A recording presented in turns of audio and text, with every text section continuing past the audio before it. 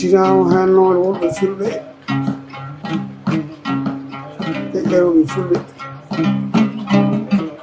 kala ɗo gorko pullo woni kala ɗo debbo pullo woni weltinama lo no ko meeɗi tan ƴettete ko metti haali ala hen ɗen fof yowa keddo haaleɓe ndi albarka albarka Kaolack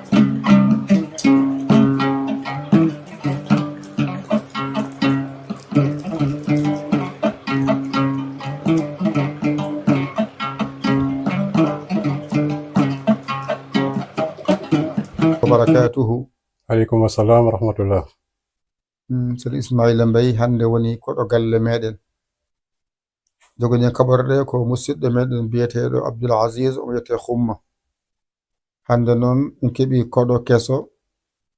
mo ganduɗa ko enen makko kodde e legal he dilloɓe e affaire politique he hande ko ɓe misiɗo hande e legal amen ngal kadi min kaala e maggal kanko noon andi ngal andanigal kono noon onanta pular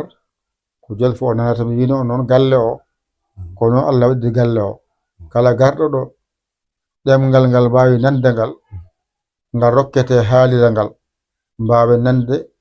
mbawen heɗade kadi nafoore so yalti hen nafoore nde nafta hertoɓeɓe kadi onon yeɓiyankoɓe oɗon mbiya bisimilla moɗon e yewtere meɗen Dental Dina TV Dental Dina TV hande koɗo men hande ko Ismaila Mbaye wa assalamu aleykum wa rahmatullahi wa barakatuh. Sir Ismaila Mbaye ñu ngi lay nuyu di la tatagal ñëw bi nga ñëw wuyu suñu buñ la woowee tegoo si baat ngir sa suufeel ak sa baax ko ñu ngi lay wax bismillah fii mooy Dental Dina TV la tudd Dental Dina TV mooy béréb bi koɗo galle nag mooy ganu kër gi moom lañ bind foofu ñu ne koɗo galle mooy ganu kër gi kon tey yaay suñu ganu kër kon ñu ngi lay nuyu ñu ngi lay laaj noo tudd ak sant bi ak say waajur ak lu day yëngatu balaa nga dugg si biir politique bi balaa nga dugg si politique bi lan nga day yëngu nga wax ñu ko pare nag jublu si waxtaan bi incha allah taala mun ngaa nuyu si mbokk jullit ñi tàmbali waxtaan incha allah. Asalaamaaleykum maa ngi nuyu mbokk auditeur Dental TV yi nga xam ne ñu ngi suivre YouTube bi maa ngi nuyu bépp population bu dëkkee Nimzaat di nuyu waa Kaolack yëpp di nuyu samay mbokk di nuyu ñi nga xam ne moom laa dëkkal nga xam ne samay dëkkandoor di nuyu ñi nga xam ne aussi maa ngi ñoom maa si jamono ak samay rak maa ngi nuyu ñëpp fàttewuma kenn bàyyiwuma kenn jigéen góor mag ak ndaw ñëpp daal maa ngi leen di nuyu bu baax a baax si Dental TV Dental nag vraiment ni ko Yaya expliqué vraiment doon na loo xam ne nii idée bu baax la idée bu jaar yoon la te itamit amul lenn loo xam ne dinañ ko fi dox loo xam ne nii si caaxaan la lépp luñ fiy def si diine la en dehors diine aussi dinañ waxtaan loo xam ne nii mbirum àddina la parce que dañ ne diine ak jamono loolu nag dafa bokk si li nga xam ne moom moo ñu yëkkati bon man nag Ismaila Mbaye laa tudd maa ngi juddoo fii Kaolack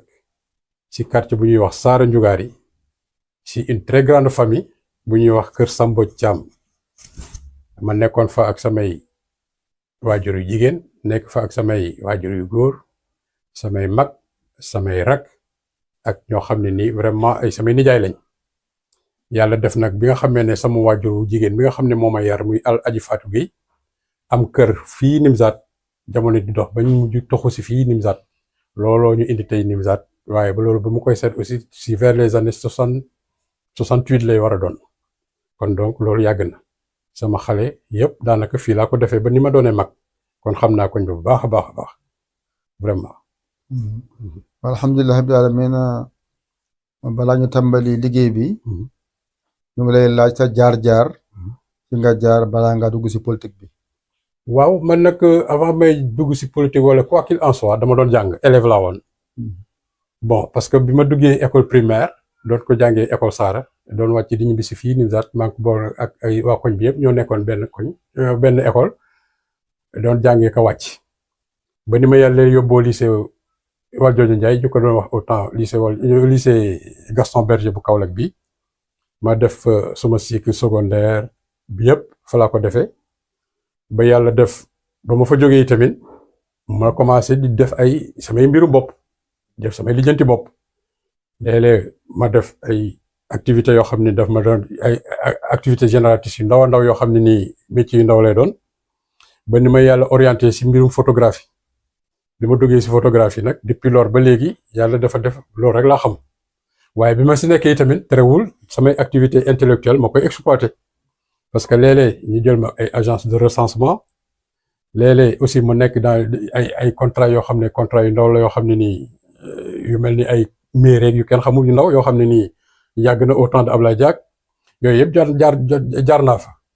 mais terewul ma continuer di si yore suma métier photographie bon si bi nga xam ne nag commencé naa di dugalante ak ñoom Ablaye Diack ak yooyu ñooñu c'est parce que sama nijaay aussi politicien bu mag a mag la woon ñu ko doon Alaaji Abou Thiam si yàlla xirtal ma aussi ma dugg si politique waaye bi may dugal si politique nag ma nekkoon un opposant très farouche maanaam opposant bu dëgër bopp laa woon nekkoon au lycée à bas âge toll si ay 18-20 ans nekk élément wu ànd jëf ñu koy wax AJ contestataire lañ woon daal di fa mën a ay grève et cetera ba ni ma yàlla orienté loolu doon loo xam ne lu ma neex la aussi politique ma koy suivre de près di si dem ay meeting di def lépp ba ni ma yàlla indee tey jii ma nga xam ne nii maa ngi nekk si mouvance présidentielle boo xam ne Macky Sall moo ko doon jiite yàlla jëlee leen fi waaye nag aussi terewul maa ngi continuer samay activité politique ba léegi maa ngi politique bu baax a baax te politique aussi am naa si notion yu bare parce que dama see teel a dugg waaye. léegi métier bi nga doon jàng mooy photo. joxe keneen mais yàgg naa yore mbirum association des photographes bu Kaolack yàgg naa si lool am ak photographe bu Kaolack yëpp jàmm ba Kaffrine ba Nioro ba Fatick amul benn photographe boo xam ne ancien nga bu ma réer xam naa leen ñoom ñëpp te jàmm rek laa seq ak ñoom nag. alhamdulilah bi alamin léegi nag bi nga nekkee si photographie nga dem nag bëgg a dugg si politique. ban at nga dugg si loolu. at exactement ak at bi ma dugg dëgg si politique bon boobu temps maa ngi jàng li ma la wax ni bi may nekk lycée laa commencé nekk si jeunesse su ànd jëf AJ/PADS mais nag boobu temps suñ politique maanaam ñun mbirum grève rek lañ ci yoon professeur bu dekkoon ñu def grève o àddina bi yëpp taxaw def suñ assemblée générale tere jàng Kaolack yëpp loolu moom yàgg nañ ko def. d'ailleurs sax li ma gën a jëndee si njàng mi loolu la parce que dafa toll moment boo xam ne biñ si nekkee dëgg dañ ñoo boole ñun ñëpp dàq daanaka waaw muy vers les années 85 yi ma lay wax bon kon nag donc je crois que ne loolu terewul ma bàyyi politique parce que maa ngi woon si politique jógee AJ dem PDS ak Ablaye Wade maître Ablaye Wade boobu maa ngi si dugg en 88 événement yi amoon Sénégal fii si jamonoy Ablaye Wade en 88 doonoon naa su ku ràññee woon fii la nekkoon xale bu tuuti yàgg toj mitin yàgg zëmbale si bureau de vote yi loolu moo nekkoon man processateur laa woon daal léegi dala dama yàlla def ma doon koo xam ne nii vraiment di nekkatuma ku am dangar daal mais moom yàgg naa di kaas nag yàgg naa di kaas moom kaaskat laa woon. léegi si wàllu yëngatu boobu. ban at nga gën a dugg si politique bi. voilà exactement politique bi dëgg bi ma koy jàpp nga xam ne maa ngi xamante nit ñi si jamonoy Ablaye Diack la parce que biñ demee bi nga xam ne ni PDS dem na ba am jafe-jafe dëgg Ablaye Diack si boppam moo ma oo Vincent Thiam ñu doom si yàlla si oo ñu këram fële Sam ak ñeneen ak Alpha Diouf ndeysaan ak keneen ku ñuy wax Olu Samba ak El Hadj Ousmane Tall Astal ñu dem kër Ablaye Diack si boppam mu ne ñu yéen a ngi dëkk Nimzat 4e comité base am Nimzat la nekk te El Hadj Moussa Fall di ko jiite te yéen yàlla may na leen baat ngeen mun a politique te ngeen a demal yëf su ko defee yow en tant que jeune nga dem nga yore jeunesse 4e comité loolu mu dugal tey moo ma dugaloon si jamono yi Ablaye Diack ma nekk parti socialiste ba ma nekkee parti socialiste yi tamit am naa fa vraiment ay teranga yoo xam ne nii daf doon jóge si parti bi di ñëw si man loolu moom yàgg naa ko fa am ñu may jàppale si yu baax si ku mel ne Ablaye Diack moom daan na ma dimbale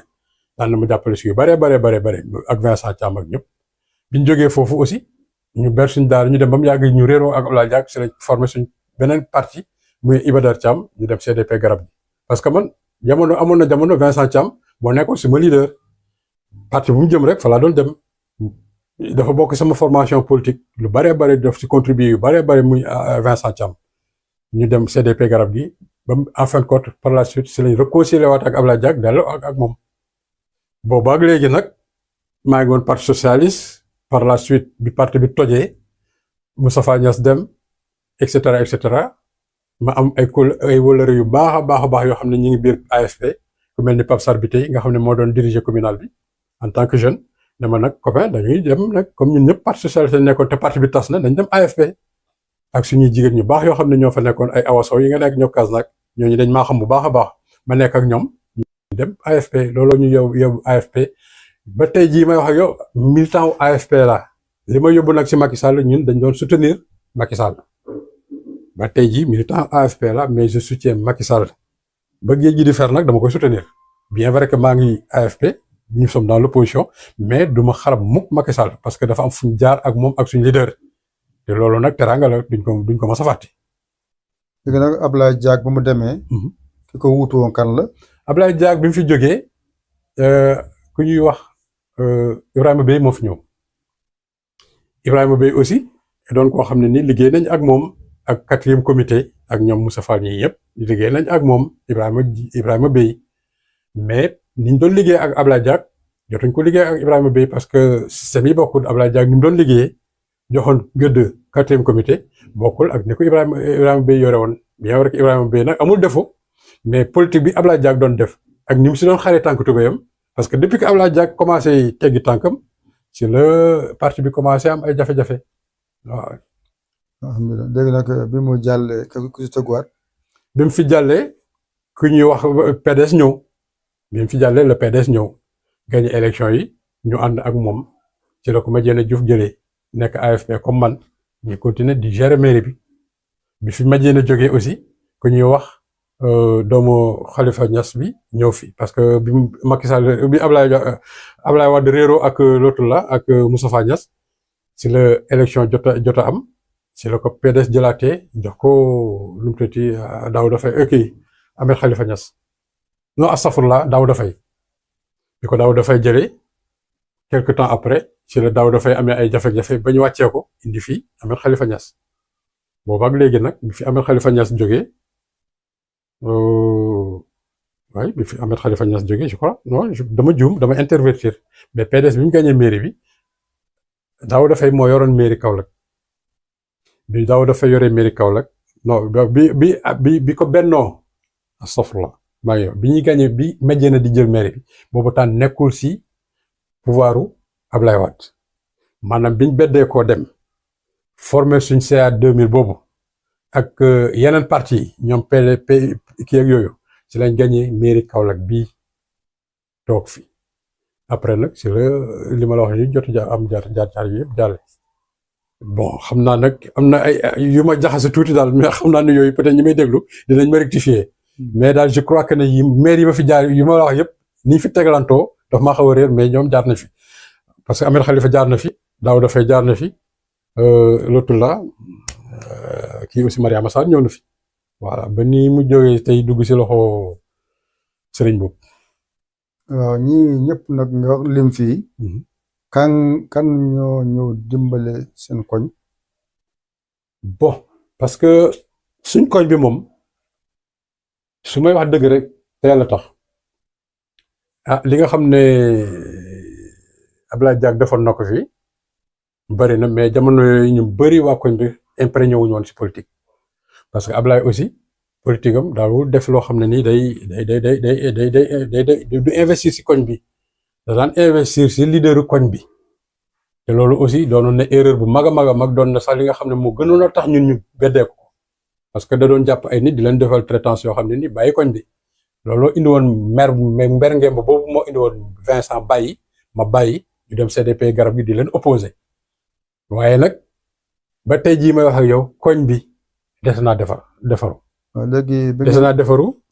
waaye nag am na loo xam ne nii Serigne Boub mi ngi ko siy jéem nag bu ngeen bedde ko si ñële jëmaat si ñeneen ñi bu ngeen bàyyi fële ak ngeen jëm fu gënoon si yéen bon biñ fa bàyyee je crois que ne biñ bàyyee si Ablaye Diack pratiquement Ablaye Diack aussi dafa jógee moom itamit affaire am jeex beneen pouvoir ñëw fii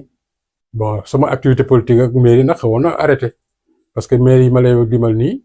jotuñ fee réaliser dara yoo xam ne ni def nañ ko du Ibrahima Bey du Mariama Sarr du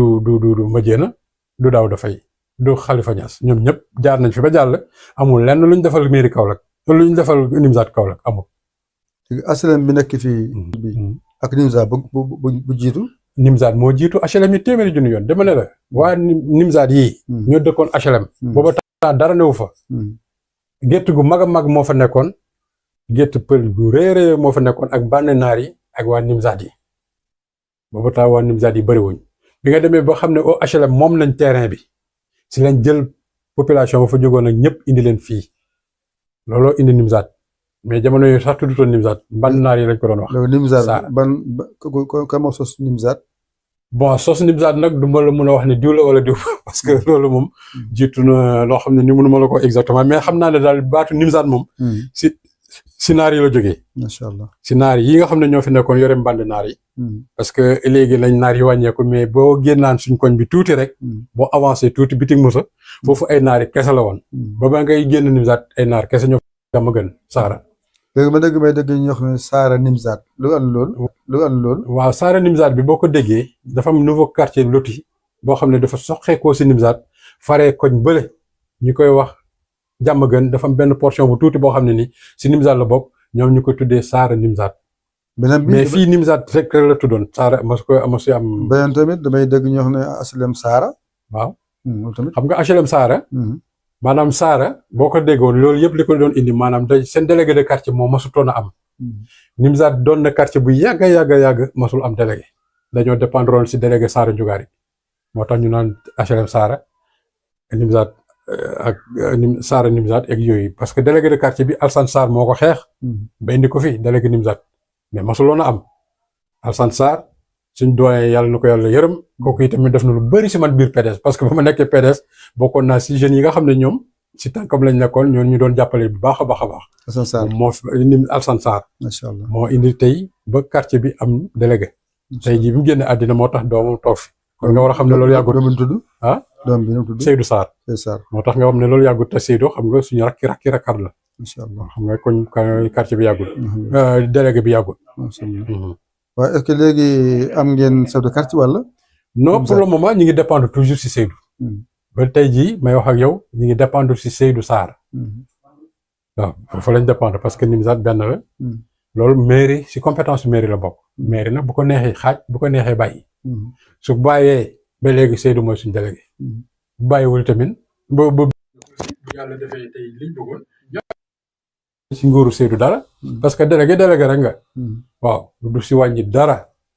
day gën a defar day gën a renforcer liens yi parce que ñun ñëpp ay bokk lañu. moom mii di wax tey doon délégué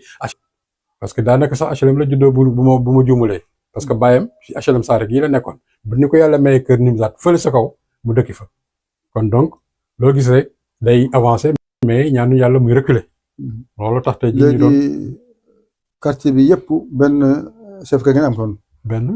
chef quartier ma am benn chef ma am. benn chef quartier ma am. benn chef de quartier ma fi am. yëpp Nimzaat gi yëpp daal benn chef de quartier ma fi am. temps yële nag. amoon na fi kii Pa Sène. waaw Pa Sène moo fi nekk comme délégué de quartier. mais nag nekkutoon délégué comme ni ma Seydou def la rek. xam nga Seydou. def na fi représentant Pa Sène. def na fi Pa Ndour mi représentant. ak Pa Biram. ak Pa Mam Biram. waaw ñun ñëpp temps Seydou Alsane Sarr leen ko defoon. man mii Seydou day liggéey ak man en tant que représentant fii si dëkk bi. parce que tey jii dama ne sama tàmbali wax. maanaam lépp loo xam ne mi ngi koy yëkkati mu jëm si suñ côté bi daf ma si oo dama am naa fi yoo xam ne nii da ngeen ko war a jox seen koñ bi jox ma ay tur ma jox ko mu jox leen kon donc. ak ñaan leen ko mu dimbal leen koñ bi ngeen am kuy ko dëkk fii sur le quartier. non loolu du compétence su Seydou. Seydou moom délégué la rek du moom mooy xaaj du moom mooy nommé li man moom yàlla doole ji ko yàlla may mun na see comp tuuti na toogal ma fii. toogal ma foofu aussi heure bu ko neexee mu dindi ko ne Ismaïla maa la fi toog la woon toogatoo fi yaayaa mii moom moo fi toog loolu am na si compétence comme ni muy def ni ma ko defee noonu la ko defee saa si Diop si wàllu bële. saa si aussi côté bële dafa am loo xam ne si moom moo ko fay doxal moo fay tànk ndeyjoor tànkam Ndiaye aussi tànkam la foofu maanaam ay envoyé lañ en tant que envoyé Seydou. léegi nag bu ngeen bëggee am ay këyit. bu ngeen dem ba. waaw loolu aussi xam nga dox nañ si lu yàgg. parce que loolu aussi mairie moo am compétence bi comme ni ma la ko waxee. te loolu aussi pour mu mun a am yéen waa koñ bi mu ñoo war a farlu def benn délégation du doon sa délégation benn lettre bu rëy jébbal ko mairie bi. mairie aussi ñoom conseil municipal la ñuy toog parce que jamono bu nekk ñoom dañuy ko toog di def étude si quartier yi su doonee dafa laaj ñu toj quartier bi ñoom bu doonee seen prérogative la su boobaa dañ naan quartier bi kat dañ koy daggee parti bi yóbbu ko ba côté bële quartier bi. léegi nag bu boobaa dañuy aviser ñi nga xam ne ñoo dëkk si koñ bi ne leen nag seen quartier bi dañuy ko dagg waaye da ngeen ñuy proposer un délégué. su ko defee délégué boobu assemblée générale lay doonul dañuy Ismaïla doon xeex wala keneen doon xeex rek moom la ñuy def délégué non. dañuy naan délégué assemblée générale quartier bi dañ koy utal délégué assemblée générale ñu ne seet kan moo war a toog si quartier bi comme délégué de quartier comme buñ ne yaayam mii la yaayam mooy doon délégué de quartier koñ bi loolu mooy prérogative bu sëriñ bu kese la du keneen parce que tant que entériné wu ko jox ko préfet signé ko voilà du délégué benn moo koy dagal sa bopp délégué moo mënul dagal boppam quartier. waaw léegi yéen am ngeen société bu ngeen dajale wàll. am nañ association boo xam ne déggoo li ma wax ñu ngi siy dox bu baax léegi ça fait presque 4 ans. lu mu tudd. muy association des habitants et ressortissants de Nimzatt am na sax lettre boo xam ne déposé nañ ko si mairie bi yàgg na lool waaye boobu ba léegi ñun amuñ dogal déglu rek la ñuy def te mairie aussi balaa def benn kii da siy waxtaan ak ki nga xam ne moom la fi teg muy Seydou Sarr ñun donc ñun déposé rek lañ mën toog di xaar. bari ngeen wala bariwul leen pour mbootaay bari na. mbootaay bi moom bari na vraiment parce que biñ koy sos ëppoon na fi 200 personnes yoo xam ne ay responsables lañ. ban at la nga sos. ñu ngi ko sos en 2021 je crois oui après Covid bi juste. non c'est 2020 sax c'était 2020. parce que après Covid bi je me rappelle très bien bi ñuy def assemblée générale ñu ngi woon si Covid bi lañ defee assemblée générale si lañ defee suñu assemblée générale ci kon 2020 la boo ak léegi tey bientôt mois d'août bii lay def 5 ans. mois d'août bi parce que ñu ngi ko def le 6 août 2020 kon donc am na 5 ans ren waaw. léegi nag lan mooy seen mëbët si loolu. suñu mëbët daal mooy développer koñ bi rek. soxlawuñu dara lu dul koñ bi avancé koñ bi léegi koñ yëpp war a am ñu am ko. am délégué am lépp loo xam ne day jógee tey si mairie wala muy jógee si état du jaar fenn day jaar directement si koñ bi ñëwal boppam loolu daal mooy suñu priorité numéro 1. est-ce que ñu am ak jàmm ak koñ bi ñëpp nag. est-ce que am ngeen ñoo xam ne ñu leen dimbal si loolu. non loolu laajul ndimbal loolu lim laaj mooy bind au nom du quartier maanaam ñi nga xam ne ñoom la intéressé ñoom la ñuy bind ñu signé ko ñu déposé ko mairie te loolu yaakaar naa def nañ ko depuis 2022 waaw plus de 200 et quelques familles kër signé nañ loolu pétition boobu déposé nañ ko si mairie bi ñi ngi xaar nag réponse boobu ak léegi. léegi koñ bi. gis nañ wax nga Saara Nimzatt. wax nga Asalem Nimzatt. boor bi ñu tuddee ko. Maalum. wala Kër Maalum. loolu tam lan mooy taxaw lan moo ko andi. voilà xam nga mooy li may wax toujours rek quartier délégué yu bëri fa la ñuy juumee par exemple xam nga quartier Ndorong amoon na jamono quartier Ndorong rek la tuddoon amutoon fenn foo xam ne lotissé nañ ko lu dul quartier Ndorong mu amul benn délégué de quartier mais jamono dafay dox parce que nit ñi tant que ñu ngi leen di lotissé danañ toll moment boo xam ne lotissement bi day dem ba mujj gi ñooñu tamit dañuy bëgg seen autonomie. tey jii Nimzatt bi nga xamee ne toll départ nañ si kër maire Ndebogom boobu ba si baaju naar yi booba temps lañ waroon ut suñ délégué mais utuñ ko woon dañoo sukkandiku woon si délégué Saara Njugaar yi c'est comme looloo daloon aussi Diamaguène parce que Diamaguène yàgg na lool si quartier bi mais si Kibel lañ jokk woon Saara Diamaguène yooyu yëpp Kibel ba moo koy géré woon en tant que délégué mais jamono mooy dox su doxee nag day toj su ko defee parti bu nekk. am délégué Ndorong gii loolu indi Maalum si Ndorong la bokk mais tey jii am na délégué Maalum am na délégué boo xam ne mi ngi kër Maalum waa kër Maalum Jaw yi ñoo koy gérer. incha allah boo ko seetee Nimzatt gii amaat na beneen kii bu ñuy wax Nimzatt extension fële un certain Guèye moo fay délégué de quartier te ñun ñëpp si quartier bi lañ bokkoon Seydou nekkoon seen délégué mais quartier day pousse day màgg su màggee nit ñi di yokk su nit ñi yokkoo rek. forcément dañoo war a am seen autonomie mais nag ñu bëri boo leen ko waxee dañu yaakaar ne dañuy politique wala luñ politique wuñ nit ñi maanaam li ngay boot su demee ba nga xam ne ëpp na sa mbootaay li ngay bootee dem na ba mënatu la boot ñëpp li rafet mooy ñi nga xam ne mënoo leen a boot joxal keneen bu boot leen ànd bi gën a loolu rek la mais du leneen. waaw su léegi Nimzaat ak Kër Maalum benn la wala dafa taxaw. non Nimzaat ak Kër Maalum bokkut. boo ko seetloo sax tey jii Kër Maalum Jaw mu tàmbali fu mu yem. Kër Maalum Jaw dafa am ay réalités yoo xam ne nii ñoom bien vrai que woon ñu ngi si pencum Serigne Bassirou mais Serigne Bassirou si boppam parce que maa ngi dugg si histoire boo xam ne peut-être damay wax loo xam ne peut-être mën naa juum loolu Samba Diarra Dieng mii moo si gënoon mën a kii waaye li nga xam ne aperçu bi ma si am waaw li nga xam ne am naa si tuuti aperçu loolu sax façon si yéen woo seen waajur Serigne Samba Dieng waaw sama mag la waaw kooku moom histoire bi mun na la ko décortiquer ba mu toj waaye li nga xam ne mun naa ko see wax te du sori maanaam sëñ Maalum Jaw si boppam wóllëre sëñ Bassirou la moo ko daggaloon fii tey jii armeel yi nekk ak beneen partie bi mu nekk toolam loolu daal moo indi Kër Maalum googu nag tey jii moom màgg comme ni ma la ko waxee àddina moom sa suñuy gën di demee kon kër rek la woon kër gi mooy Kër Maalum xam nga seen kër gi boo ko seetloo kër sëriñ la bu mag la sëñ Mbàkke Jaw sëñ Maalum Jaw sëriñ bu mag a mag la mu xadamu sëñ kii la sëñ Bassirou kon kooku du ko tuuti kilifa gu mag a mag la Sénégal yëpp xam nañ ko waxuma Kaolack mais Sénégal yëpp xam nañ Maalum Jaw waaw parce que dayoom moo ni tolloon loolu tax ma ne Nimzaat ak sëñ Maalum ak quartier Maalum Jaw bokkul waaw. gisoon noonu fii temps boobu. fii amoon na ay mango comme jardin bu rëy. exactement. xam nga loolu ndax may revenir toujours si li ma doon wax parce que mag ñi bi ñu fiy ñëw fii yëpp ay tool la woon mag ñi bi ñuy jógee HLM di ñëw fii yëpp ay tool la woon looloo indi toolu njaag sàmb toolu seen et cetera gis nga toolu njaag boobu. am na beneen partie fi ñu tabax tey jii beneen tool la woon kooku tamit benn vieux bu mag bu ma ko moomoon bàyyi ko njabootam njaag sàmb bi aussi la même chose papay ñoom moo Diouf mii gis nga fi antenne bi nekk antenne bii tey jii nekk ak pàkk këriñ bi papay jéego ñu koy wax moo Diouf moom toolam la woon amoon benn garabu kii bu mag bu fa nekkoon garabu kol paa bi fa la béyee dugubam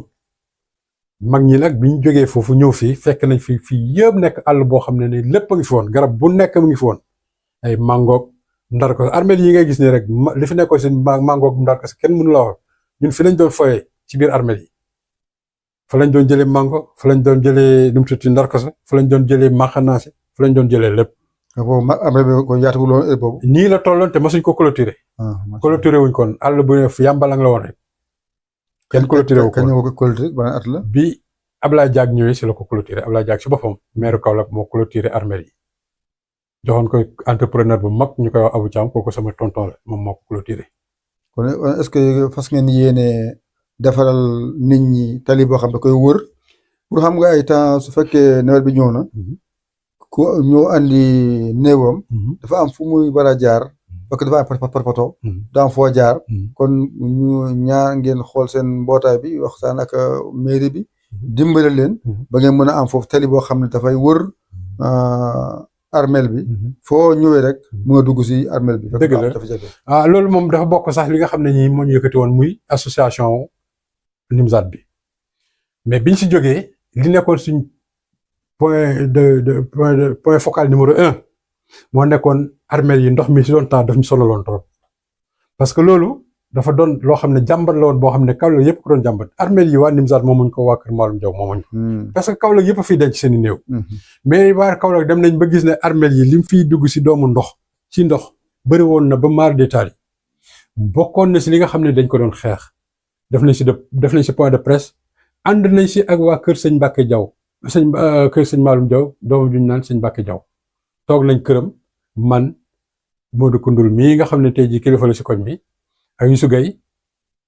ak je crois Malick Mbodj voilà ñun ñëpp toog nañ saalam waxtaanee ndox mi mu jëloon engagement comme quoi que ne il fera tout ba dégager ndox mi waaye nag yàlla mooy dogal mun ngaa wax te bu ko yàlla sababluwul peut-être da ngay sabablu rek bu ko yàlla defee dina sotti mais li nga wax ni lu am solo am solo la mais nag gis nga Thierno Yaya gis nga dëkk boobu dëkk amul benn autorité buy xëy rek ñëw fekk waa koñ bi rek defaral leen gis nga waa koñ ñoom ñoo jóg ma leen di saluer au passage si seen lii ngeen xam ne taxawal ngeen ko tey ji jàkk ji yi nga xam ne yéen a si taxaw ba di ko te def juma jàkk ji bu ma la waxoon tey at biñ ko fi def yàgg na jàkk ji 65 mi ngi fi yéen nga ñëw fa jaar benn Thierno laa fi xawoon bon muy Thierno Aman Niang ñu koy élément sama rakk bi nga xam ne moom moo nekk tey Suisse moom lañ ko tuddee Maman Niang moom moo fi njëkk a doon imam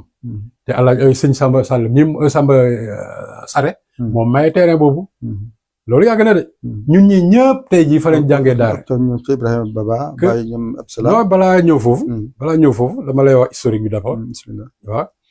Thierno Aman Niang boobu daara ma ngi woon fii mooy kër yi nga xam ne moo taxaloo ci wedd boobu fu daara ju mag la woon jeune koñ bi nga xam ne ñoom maasee man ñoom ñu nag Cheikh Mbacke ak ñun ñi ñëpp ñoom Mamadou Mbodj ak ñoom Kalidou ñoom Ali Mbodj Baba ak sama mag Mamadou Ndiaye ak ñoom Jam Kébé ak ñun ñëpp fii lañ doon jàngee daara mu yore jàkka ji mais motivation bi nga xam ne taxawoon na tey association des habitants et ressortissants taxaw tax na tey quartier bi jàkka yi fi nekk peut-être ñu ngi góorgóorlu di oote ndimbal pour que parce que biñ créé réseaux sociaux yi biñ créé suñ groupe panel boobu association et habitants de ressortissants de Nimzatt si panel bi lañ jaar ba nga xam ne mën nañ fee tabax te morgue boobu mu générer ay millions yoo xam ne dem na fa si laajte ndimbal rek si tànk yooyu ngeen jaar ba def fi saa si aussi def ndimbal lu mel noonu fële ko bu Kër Moussa ba tey ji yooyu yëpp mu ngi taxaw kon dama ne koñ du nit mooy ñëw defaral leen ko waa koñ bi ñooy jóg di laajte ay ndimbal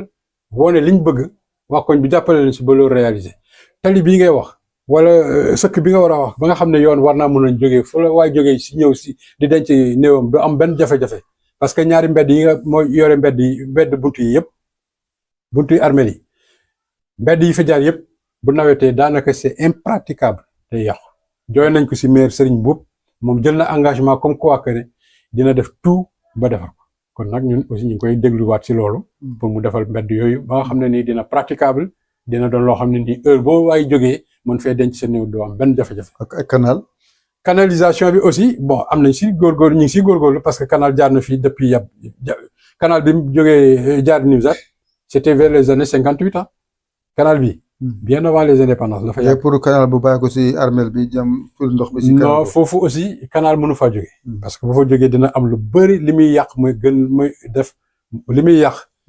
mooy ëpp li muy defar canal buñ ko xasee defar. dafa am loo xam ne ni boo ko defeatee si koñ ba ñaari canal day yàq koñ bi parce que tey jii boo gisee HLM canal boobu dafa laaj ñu defaraat ko tey jii boo gisee ñi dëkkee côté boobu yëpp di am ay difficultés c'est parce que dañ ko war a toj defaraat ko ba nga xam ne day jël nu norme canal parce que canal mi ngi dépendre si habitation nit ñi ni ñuy gën a bëree canal bi dootu leen mën a gérer tey jii boo gisee ndox mi du dem c'est parce que kër yi ñoo bëri jamono yi nga xam ne kër yi bëriwul Nimzatt ndox mu munti wàcc Nimzatt day dem dugg directement si canal mais les kër yoo koy baare canal bu nga xam ne moom defar nañ ko dara newu si lu du baax mais nañ ko defaraat nañ ko toj yokk ko defaraat ko ba nga xam ne ba pare fermer ko suñ ko defoon ndox dootul taxawati Nimzatt voilà. léegi nag ban heure ngeen sos seen kii bi suñ kuréel gi. waaw ban at bi ma la wax rek mooy 2000. si Covid bi lañ ko sos dëgg taxaw def assemblée générale fii. waaw. jaar bi noonu mu jaaree ñu xam ko. ñu ngeen ko doxalee ñu xam. waaw niñ ko doxalee rek comme ni ma la ko waxee. doon na association boo xam ne kenn nit moomu ko ñaari nit moomuñ ko association bi dañ ko taxawoon pour waa koñ bi yëpp ñi fi yeewoo ak ñi nga xam ne sax jotutuñ fi yeewoo parce que dañoo tukki ñii ñi ngi Dakar ñii ngi Tamba ñii ngi France ñii ngi fu nekk bañ ko taxawalee tamit yàlla def na ku nekk jéem na séddoo sa loxo. waaye nag defar mu sotti yàlla rek ko man boobu ba léegi ñu ngi jéem nag dëgg la mi ngi dox bu yéex a yéex waaye ñaan dafa yemut si ñun ñaan nañ yàlla ñu tamit relève bi ñuy am muy suñuy doom def li nga xam ne mooy gën a baax toujours parce que loo gis rek benn lay doon ëllëg mu doon ñaar ba muy léegi téeméer loolu daal mooy suñu mëbët mais daal suñu yit mëbët yëpp mooy koñ bi baax. am ngeen ay kayit yoo xam ne am nañ kayit yu valable parce que fi mu nekk nii déposé nañ kayit yi. ba yàlla def na kayit yi yëpp sotti nañ am nañ suñ récépissé boo xam ne nii état reconnaître nañ association wu Nimzatt bi jox nañ ñu papier yaa ngi ma denc secrétaire général mi ngi si denc trésorier mi ngi si denc papier yëpp ñu ngi ko yore. ñoom ñaan lañu. trésorier bi Malick Mbodj la. secrétaire général bi Youssou Gaye la. waaw te d'ailleurs sax am nañ kees comme ni ñu ko doon am nañ kees gi actuellement. yow nag. man maay président bi. waaye jotoon nañ fi liggéey ay xaalis yi nag jotoon na am ay dépenses yu dem ba fi nga xam ne nii tey jii mënumaa def état des lieux parce que trésorier mu mën a def état des lieux mais li ma leer ba nga xam ne nii moom mooy xaalis bi nga xam ne moo nekk si association bi toll na si 326 000 et poussière loolu moom mi ngi si kees gi ba tey jii ñu waxee yow mi ngi si kees gi ci loxo Malick Mbodj. waaw. léegi lan ngeen si fas yéen def si loolu. waaw loolu nag ñu bëri ñu ngi ma si soññ nan lañ koy doxalee loolu xam nga 325 000 defalul quartier. te tey jii boo si bëggoon a entamer benn projet. yaay day def du sotti. yi nga naan mën nañ ko jëndee ay jël suuf mais 300 et quelques mille boo ko bëggee jënd suuf doo romb 30 charges. 30 charges yi defarul benn mbedd Nimzatt. te boo ko si defaree sax d'ailleurs da koy yàq. parce que da nga koy def mu ndaw bi ndox mi ñëw yóbbu suuf si. la preuve essayé woon nañ ko fi. à partir de Bitik Moussa ba ruqu Youssou Badiane bi. sotti nañ fi ay jàll suuf maasale ko anamu tey xaalis ba dafay dem 326 000 defarul quartier. li ñu war a def mooy jéem a yokk suñ doole yokk suñ pas-pas képp si waaye loo mën a dimbalee koñ bi nga dimbalee ko ñu seet la loo xam ne nii day doon loo xam ne buñ ko fi defee ku nekk gis sa bopp ñu def ko si waaye jël xaalis 300 et quelques mille def ko si benn partie loolu aussi vraiment aussi doon na loo xam ne nii day xaw a. est-ce que kon lii bi yëg na ko yëguñu ko. ñan si. waa koñ bi yëpp yëg na loolu. waaw xam nga nag aussi panel moom buñ ko xasee oote. ku si bokk da nga ko dégg ku si bokkul aussi kenn mënul ñëw di la sensibiliser waaye nag comme li nga def nii baax na si tey jii li nga def nii vraiment doon na loo xam ne àddina yëpp dinañ ko suivre parce que day dugg directement si YouTube bi mais li ma leer ba leer am na waa Nimzatt yoo xam ne fi la ñuy yow duñ ko sax seetaan nit ki nag bu doonee dégg yow soxla information doo laajte doo kii mais am na lu bëri doo ko xam aussi nit ki da nga war di sopp lu nekk sa loxo dugg si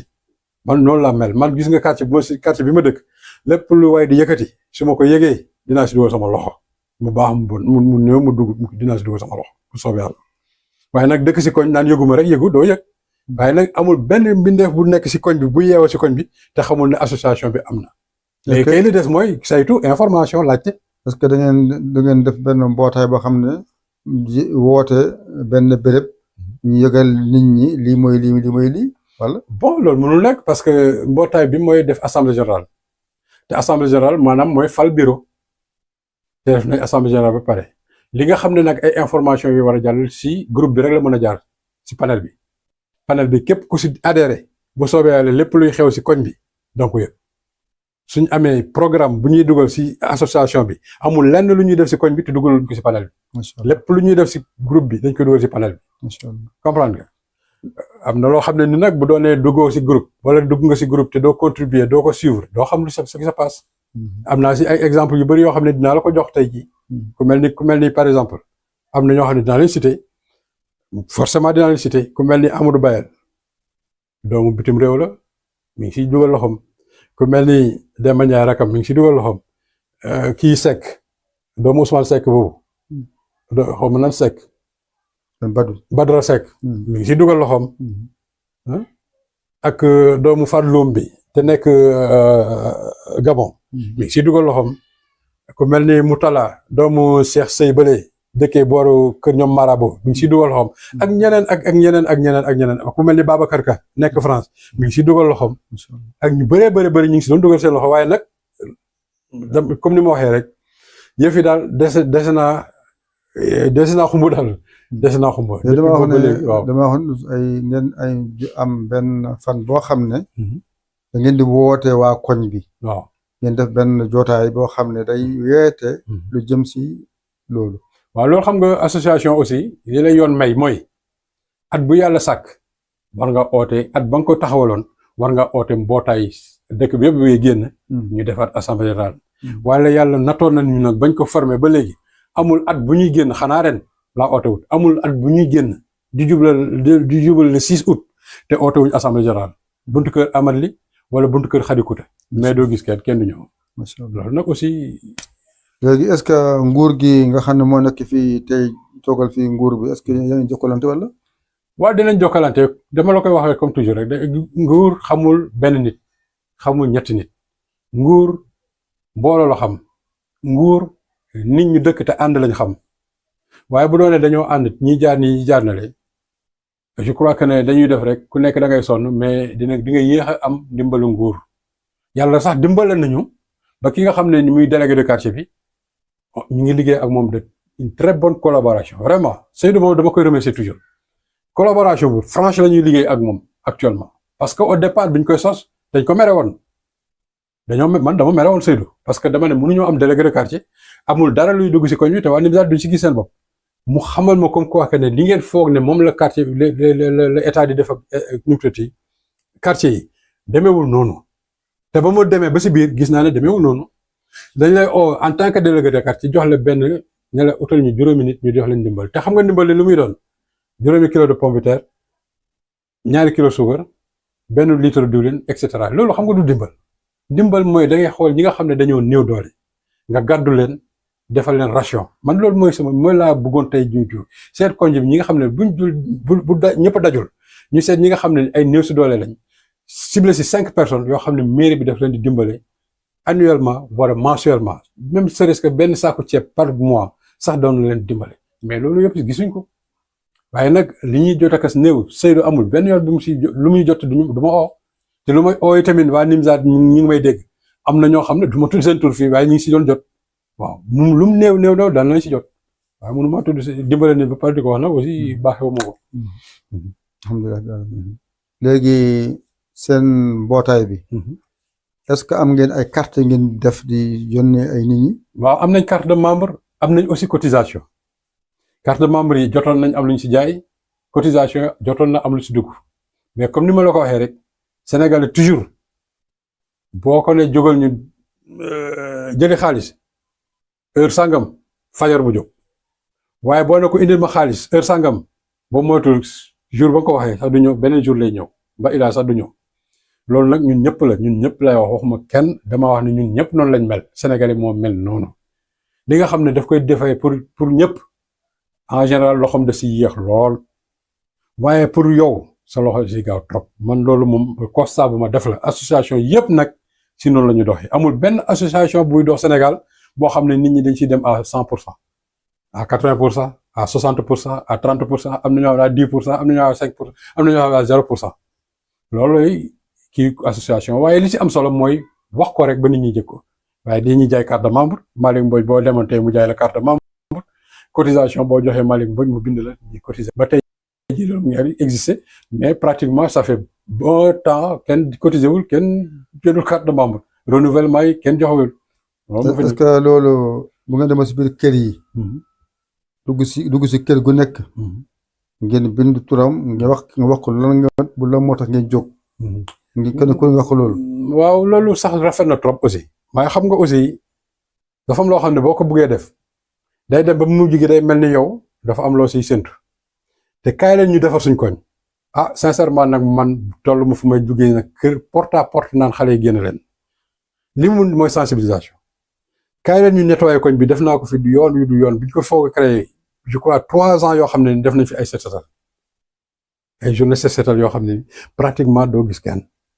te dañ siy frais xaalis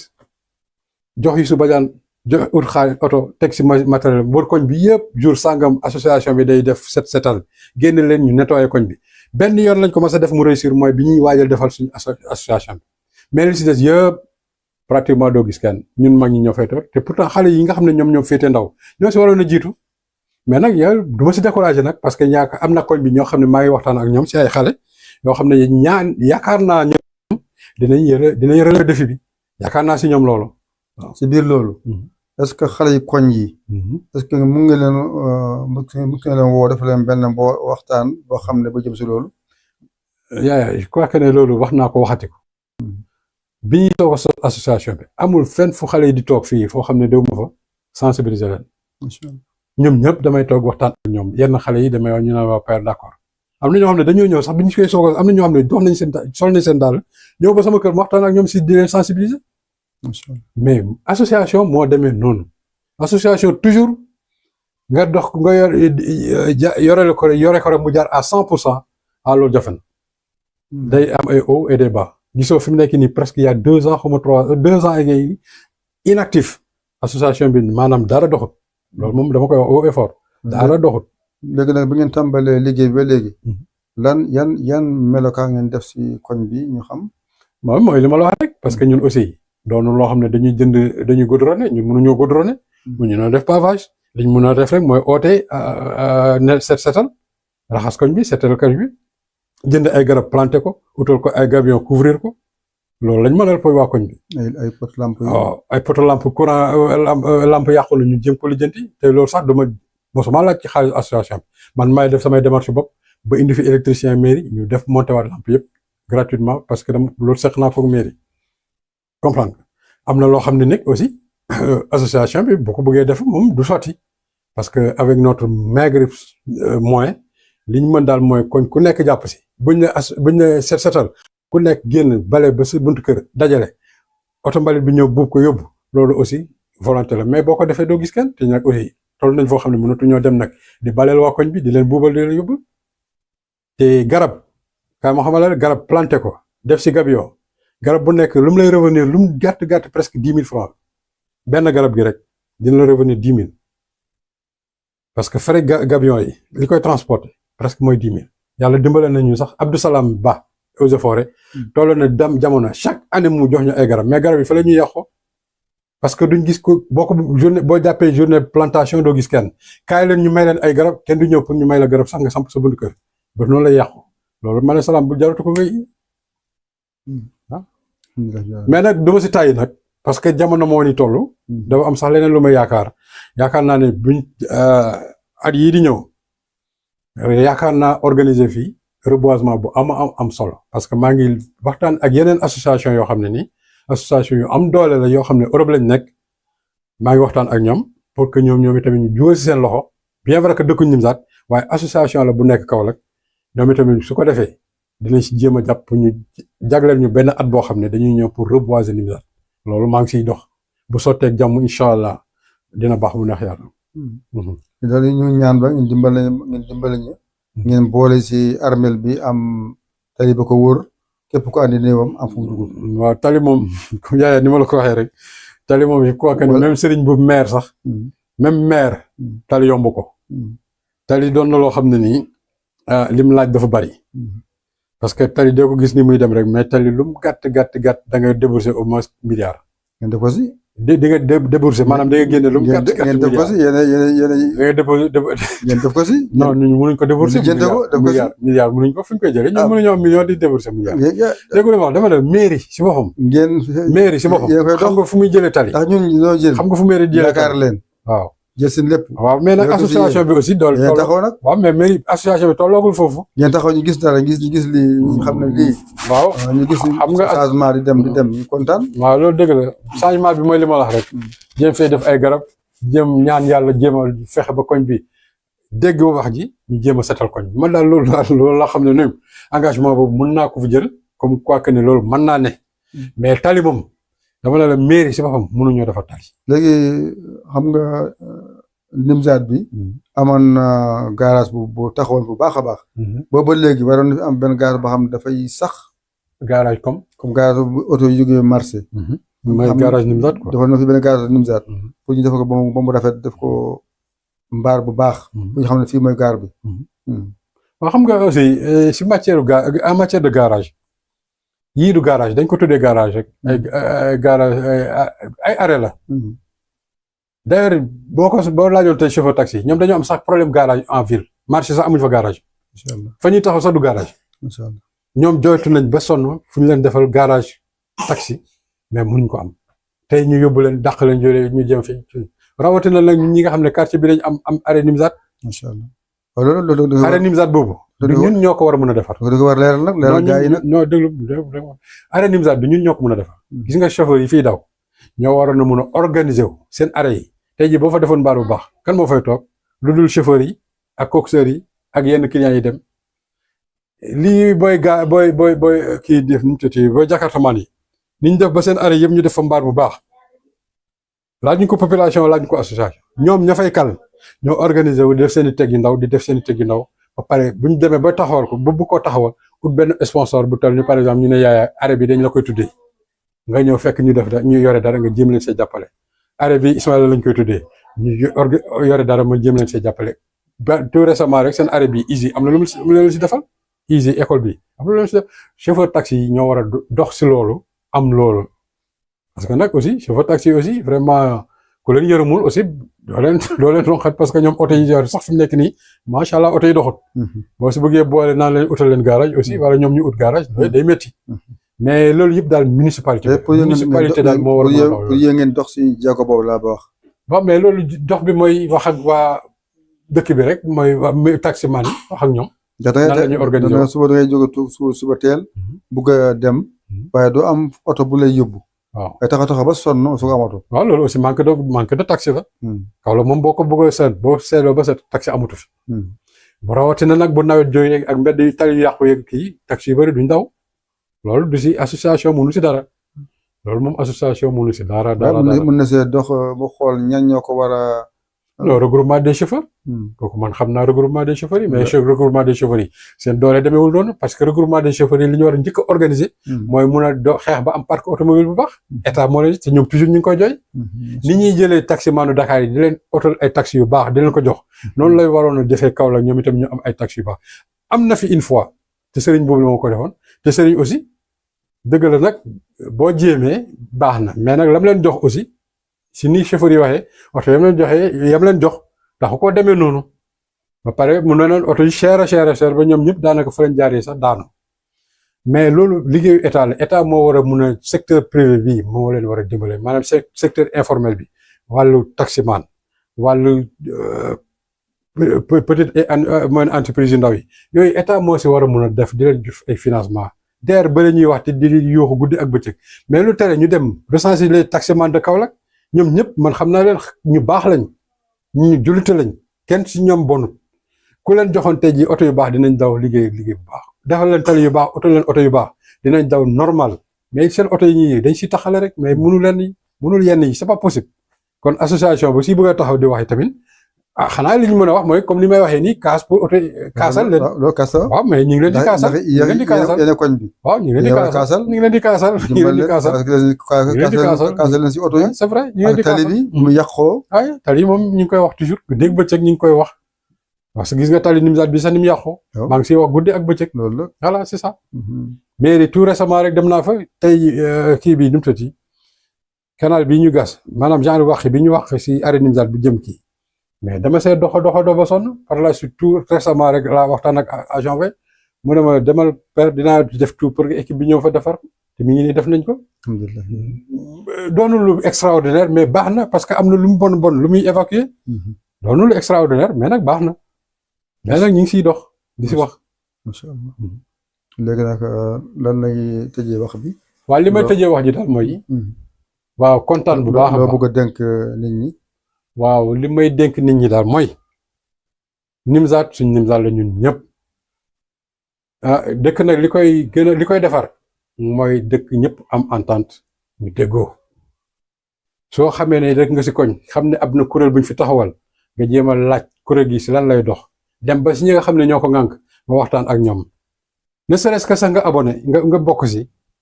du yàq si sa dara say équipe day tax rek koñ bi gën laa xam dërëm bi nga siy def du masa sànku téeméer bi nga siy dugal te ngay borom kër du si masa sànku day des kay bu doonee ñi ko sex wala ñi ko am ñoo am xol mun koo yàq kooku des na ak ñoom ak yàlla mais man de li nga xam ne moom laa jiite dërëmu Nimzaat bu jaar si suñu association bi li nga xam ne moom laa jiite ma sàmb kenn du ko mas a lekk kooku moom dama ko wax sa assemblée générale ba te noonu laa koy réitéré waat dërëm bu si dugg dërëm tànk ba mu jeex tànk lii fi nekk ça fait plus de 5 ans mi ngi fi 326 000 kër dërëm du si manqué kenn du ko lekk duñ ko leble duñ ko saraxe duñ ko maye. macha allah waa koñ bee ko moom suñ ko fi bàyyi tamit beneen association yooyu di ko jëriñoo moom lañ koy jox. d'ailleurs wax la dama dem barki démb rek maa ngi siy waxtaan ak gars yi dama ne leen xaalis bi dem na foo xam ne nii fi mu nekk nii amul lenn luñ si mën a def est-ce que duñ dugalaat si panel bi waxtaan boo xam ne dañuy seet lan lañ si war a mën a def su doonee dañ koy tas séddale ko jàkka yeeg jumaa yi ñu def ko bu doonee c'est nécessaire su doonee dañ koy tas maye ko si hôpitaux yi pour ordonnance ñu def ko. su doonee dañ koy tas yóbbu ko si prison yi may ko détenu yi ñu dundee ko ñu def ko parce que aussi ñaanuma yàlla ñu naan diw ko lekk Ismaïla laa koy lekk ak ñam àndaloon ñoom moom ñaanuma ko yàlla may dund ku ko lekk dañ ko fay nga dee dañ ko fay say mbokk dina ko fay waaw li nga xam ne nag maa ngi koy ñaan waa koñ bi mooy comme ni nga ko waxee rek dama leen di dénk toujours que ne am na association bu fi nekk na si ñëpp dugal seen loxo su ko defee liñ bëgg mébét bi nga xam ne moom lañ bëgg pour koñ bi toll fa ñu am ko.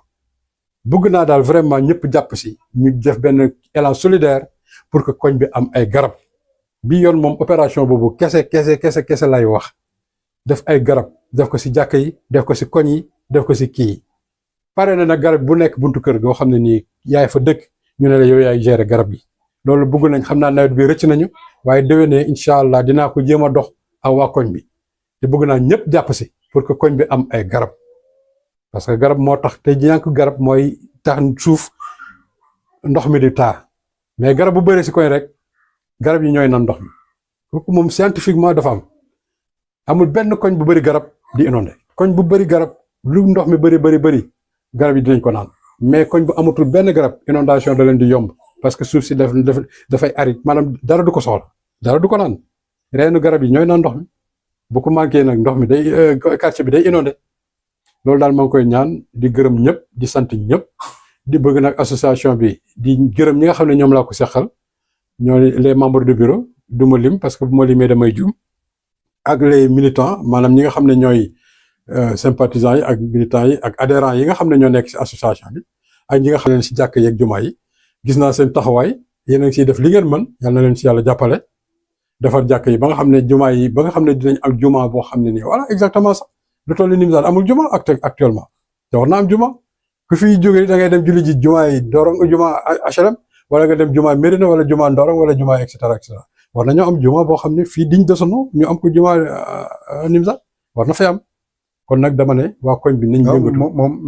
tabal nañ ko fii waaw mooy jàkka ji waaw juma lay dongaat moom laay wax incha allah moo tax dama ne nag bu si waa koñ bi yëpp jógalee seen loxo day gaaw a doon juma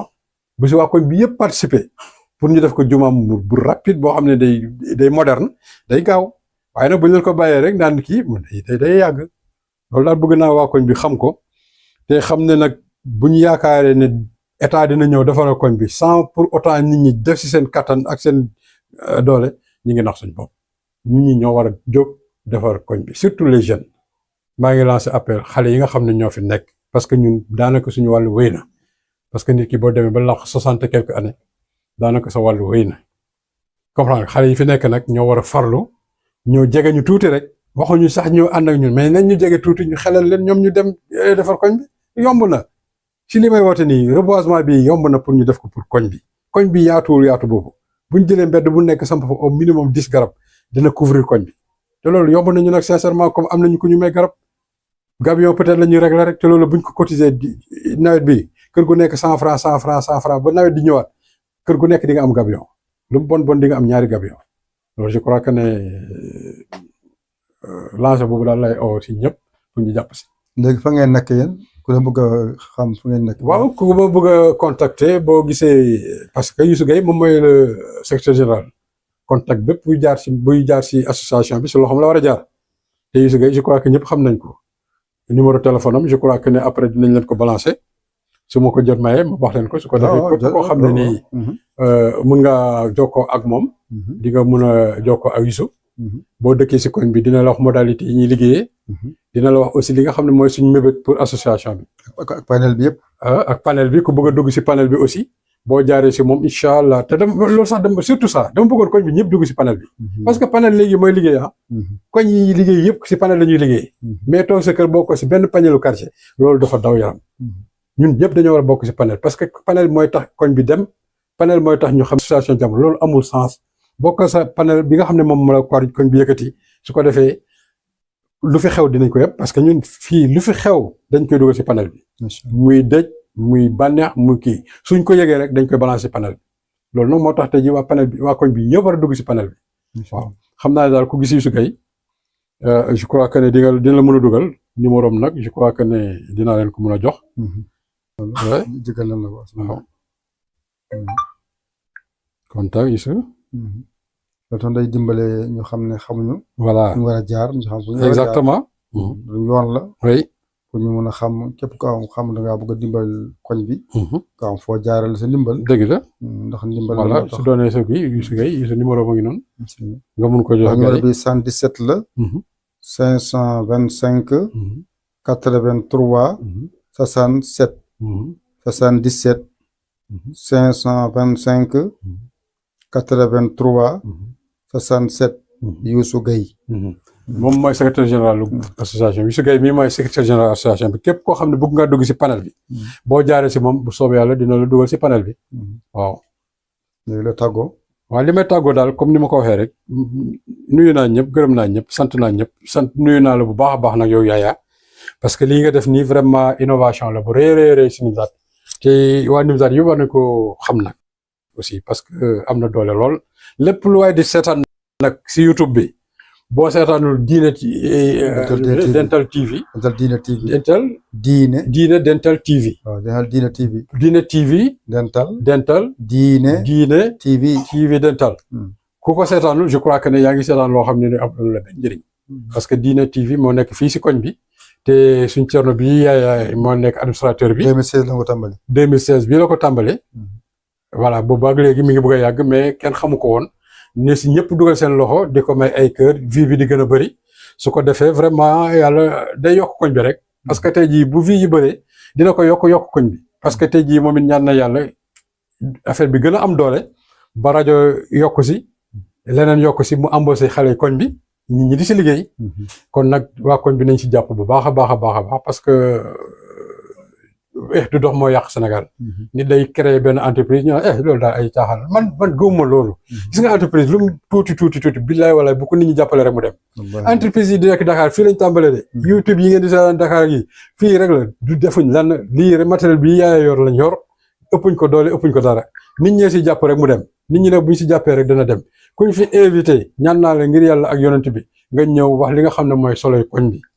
ñu jàppale Yaya jàppale suñu bopp jàppale Yaya daal mooy jàppale suñu bopp gërëm naa ñëpp jigéen ak góor mag ak ndaw ñëpp laa gërëm maa ngi leen di gërëm bu baax a baax di gërëm aussi suñu boy caméraman bii nga xam ne ñu koy wax mu xale bu yaru xale bu baax xale bu disponible kii vraiment ku jar a jàppale la parce que ku jàppale Yaya rek jàppale nga xuma kon nag nañ si jàpp bu baax mu doon affaire bi doon suñu affaire diine ji TV daal mu doon suñu diine TV dina wax si alxuraan dina wax si politique dina wax li nga xam ne aussi moom mooy nekk nii si biir kër yi waaw te et puis nag dinaa fi defaat beneen émission man Yaya mii day def émission man dinaa fi def émission boo xam ne lan moo ñu waat koñ bi lan moom la ñu war a dëkk si koñ bi yenn problème yi sewaan yi nañ leen ko bàyyi yooyu yëpp dafa war a jeex si koñ bi koñ nag dañ ko war di waxtaanee pour que jàmm di ñëw toujours kon nag vraiment lii opportunité la boo xam ne ñëpp bari si dugal seen loxo ñi nga xam ne ñoo nekkee à l'extérieur aussi nañ si jàpp bu baax parce que YouTube moom foo nekk si àddina bi yaa ngi koy seetaan di fexe leen si abonné si bu baax a baax di ko seetaan may doole Yaya la may doole kon Nimzatt la waaw parce que lii nag moom dama see kontaan ba nga xam ne nii su ma sañoon invitation bi du jeex su ma sañoon dama fi fanaan di wax ba suba waaye nag yoon yemul si benn kon nag Yaya maa ngi lay gërëm bu baax maa ngi lay sant Ismaïla Mbaye ñu ngi lay sant di la gërëm ci teewaay bi nga teew ak bàyyi li nga bàyyi ndax bag nga nga yendoo ci dëkk bi ñu ngi sonn lool waaye dangaa jox woon ndigal démb waaye tool bi moo tax ñëwoo woon dëgg la kon nag bi li nga waxoon defee ko noonu loolu mooy nit boo waxee kaddu sàmm kaddu bi defee ko noonu te koñ bi yëpp ñoo moom béréb bii képp ku ñu woo rek dan la woowee rek ngir nga ñëw nga joxe xam-xam te xam-xam mooy lépp itam xam-xam la ndax am ñu xam ne xamuñu ko woon xam na fa la xam ne xamuñu ko woon am ko fas nañ yéen tamit incha allah bu ñu yàlla jàppale suñu papa Serigne Samba Dieng moo tax xam na koñ bi baax a baax ñoo fi waxtaan si koñ bi kon xale yi koñ yi dina xam fi loo xam xamuñu ko woon koo tam danañ ko woo incha allah parce que yàlla andee mu toog fii teew fii teewaay bu rafet wax bu rafet ku baax la ku mun waxtaan la incha allah ak ñeneen ak xale yi ko ci dana woote ndax am na xam-xam bul xeeb xale dëgg la xel am na xale mooy doon mag suba am na xel te bi xale yu am xel ñoo fi nekk dañ leen woo incha allah par benn ñi leen di teg fii di leen tettee pour ñu xam gën a xam àdduna dëgg la yàlla na yàlla dimbale amiin yaa rabbi yàlla jàppale dooleel la amiin ngeen jóg di def yàlla na yàlla jàppale leen si loolu ba koñ bi ni nga ko bëgg ba fii yëpp nekk ay goudron yëpp nekk naataange ay kër yi rafet lépp yàlla mun na ko yàlla na koy ñaan yàlla defal ko yàlla ñu la jox nga jiite ko yàlla may nga jottale ko nu nga ko war a jottale yàlla sàmm si sa lépp ba doo si yàqu doo si yàqule lépp lu yéene si mbaax yàlla na ko yàlla ful ba ñu am ko ñëpp ñu jot ndoo ko jërëjëf machallah bandiraɓe sehilaɓe oɗo wonno koɗo men hannde koɗo galle ko Ismaila Mbaye minen koddiɗo e leegal he kamɓe goni joguiniɓen ko faate e laamu ko adda hannde wonen koɗo galle en calmini on juurimama on beltinoma wona fof on yeeɓiyankoɓe on calminama on juurama on beltanama e accugol haaju moɗon jeeɓa ko watte ɗo ko kadi ha joni tan mi mbiya oɗo musidɗo gonɗo ɗo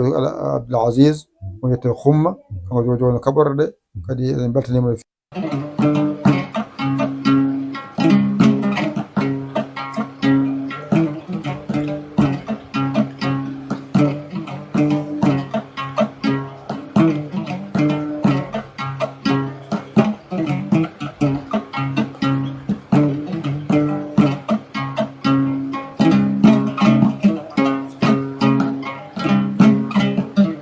weltinama hen noon wonɓe fulɓe e ƴewɓe fulɓe kala ɗo gorko pullo woni kala ɗo debbo pullo woni weltinama ɗo ɗum noon ko meeɗi tan jeyetete ko lekki haali ala hen ɗen fo yowan keddo haaleɗo ndi albarka albarka Kaolack